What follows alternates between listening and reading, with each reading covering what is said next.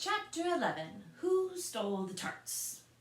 The King and Queen of Hearts were seated on their throne when they arrived, with a great crowd assembled about them, all sorts of little birds and beasts, as well as the whole pack of cards. The knave was standing before them in chains, with a soldier on each side to guard him, and near the king was the white rabbit, with the trumpet in one hand and a scroll of parchment in the other. In the very middle of the court was a table, with a large dish of tarts upon it. They looked so good that it made Alice quite hungry to look at them. "Oh, I wish they'd get the trial done," she thought, "and hand round the refreshments." But there seemed to be no chance of this, so she began looking at everything about her to pass away the time. Alice had never been in a court of justice before, but she had read about them in books, and she was quite pleased to find that she knew the name of nearly everything there. "Well, that's the judge," she said to herself, because of his great wig. The judge, by the way, was the king, and as he wore his crown over the wig, he did not look at all comfortable, and it was certainly not becoming. "When that's the jury box," thought Alice, "and those 12 creatures..." She was obliged to say creatures, you see, because some of them were animals and some were birds. "I suppose they are the jurors." She said this last word 2 or 3 times over to herself, being rather proud of it, for she thought, and rightly too, that very few little girls of her age knew the meaning of it all. However, jurymen would have done just as well. The 12 jurors were all writing very busily on their slates. "What are they doing?" Alice whispered to the Griffin. "They can't have anything to put down yet before the trial's begun." "Oh, they're putting down their names," the Griffin whispered in reply, "for fear they should forget them before the end of the trial." "Oh, stupid things!" Alice began in a loud, indignant voice, but she stopped herself hastily, for the white rabbit cried out, "Silence in the court!" And the king put on his spectacles and looked anxiously around to make out who was talking. Alice could see, as well as if she were looking over their shoulders, that all the jurors were writing down "stupid things" on their slates, and she could even make out that one of them didn't know how to spell stupid, and that he had to ask his neighbor to tell him. "What a nice muddle those slates be in before the trial's over," thought Alice. One of the jurors had a pencil that squeaked, and this, of course, Alice could not stand, and she went round the court and got behind him, and very soon found an opportunity of taking it away. She did it so quickly that the poor little juror, it was Bill, the lizard, could not make out at all what had become of it, so, after hunting all about for it, he was obliged to write with one finger for the rest of the day, and this was of very little use, as it left no mark on the slate. "Herald, read the accusation," said the king. On this the white rabbit blew 3 blasts on the trumpet, and then unrolled the parchment scroll and read as follows. "The Queen of Hearts, she made some tarts all on a summer day. The Knave of Hearts, he stole those tarts and took them quite away." "Consider your verdict," the king said to the jury. "Not yet, not yet," the rabbit hastily interrupted. "There's a great deal to come before that." "Call the first witness," said the king, and the white rabbit blew 3 blasts on the trumpet and called out, "First witness!" The first witness was the Hatter. He came in with a teacup in one hand and a piece of bread and butter in the other. "I beg your pardon, your majesty," he began, "for bringing these in, but I hadn't quite finished my tea when I was sent for." "Well, you ought to have finished," said the king. "When did you begin?" The Hatter looked at the March Hare, who had followed him into the court, arm in arm with the Dormouse. 14th of March, I think it was," he said. 15th, said the March Hare. 16th, added the Dormouse. "Write that down," the king said to the jury, and the jury eagerly wrote down all 3 dates on their slates, and then added them up and reduced the answer to shillings and pence. "Take off your hat," the king said to the Hatter.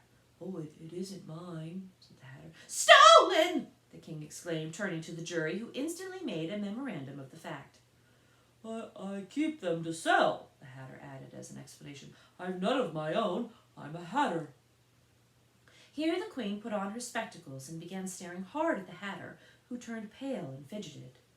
"Give your evidence," said the king, "and don't be nervous, or I'll have you executed on the spot." This did not seem to encourage the witness at all.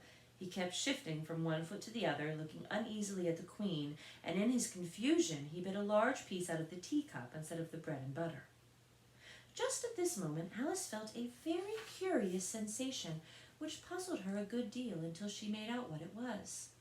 She was beginning to grow larger again, and she thought at first she would get up and leave the court. But on second thought, she decided to remain where she was as long as there was room for her. "I wish you wouldn't squeeze so," said the Dormouse, who was sitting next to her. "I can hardly breathe." I can't help it," said Alice very meekly. "I'm growing." "You've no right to grow here," said the Dormouse. "Don't talk nonsense," said Alice more boldly. "You know you're growing too."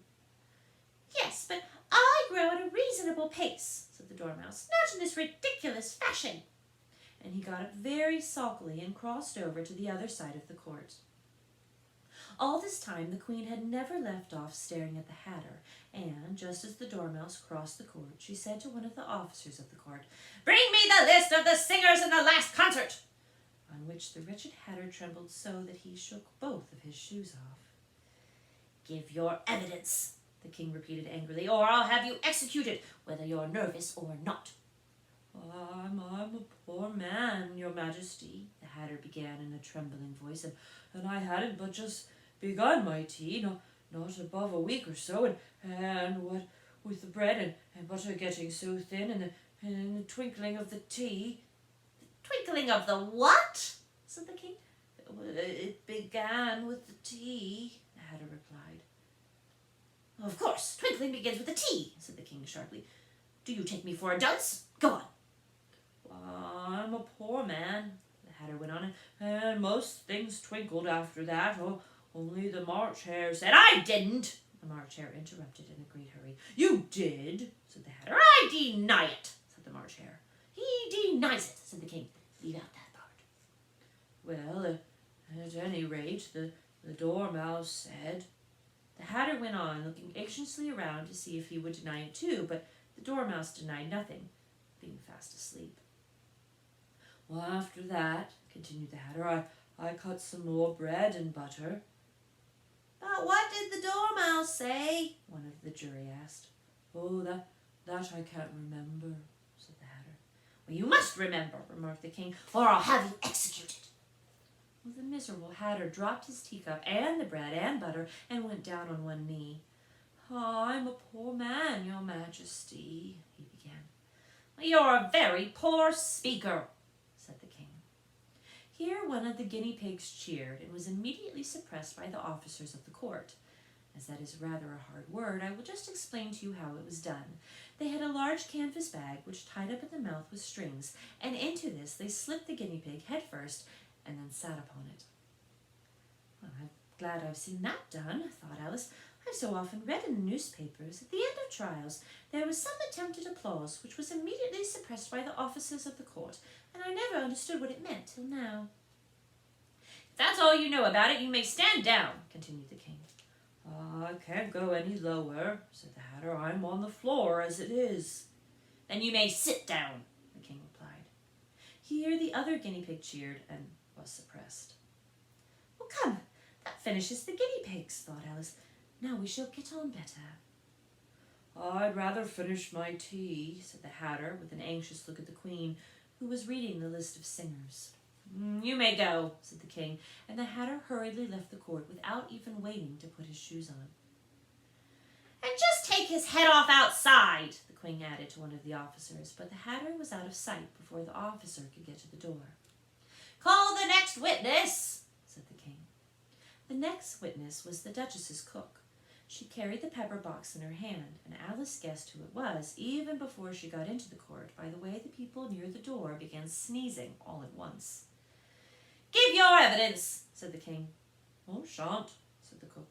The King looked anxiously at the White Rabbit, who said in a low voice, "Your Majesty must cross-examine this witness." "Well, if I must, I must," the King said, with a melancholy air, and after folding his arms and frowning at the cook till his eyes were nearly out of sight, he said in a deep voice, "What are the tarts made of?" "Pepper, mostly," said the cook. "Treacle," said a sleepy voice behind her. "Collar the Dormouse!" the Queen shrieked out. "Behead the Dormouse! Turn that Dormouse out of court! Suppress him! Pinch him! Off with his whiskers!"